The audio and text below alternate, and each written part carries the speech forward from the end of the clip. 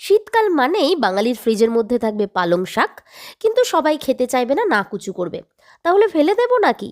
তাই ঝটপট পালং শাকগুলোকে ধুয়ে নিয়ে এদিকে বেসনের মধ্যে নুন, লঙ্কা, কালো জিরে আর পোস্তদানা দিয়ে বরফ ঠান্ডা জলে ভালো করে গুলে তৈরি করে নিলাম ব্যাটারটা। শুনেছি বরফ ঠান্ডা জল দিলে নাকি খুব কুড়কুড়ে ব্যাপারটা হয়। তারপরে উনুন জ্বালিয়ে কড়াই গরম করে তাতে তেল দিয়ে তেল গরম হওয়ার পর পালংগুলো একে একে ব্যাটারের মধ্যে ডুবিয়ে বিসর্জন করে দিলাম কড়াইয়ের গরম তেলের মধ্যে। ওহ, সে কি টকবক টকবক ফুটছে!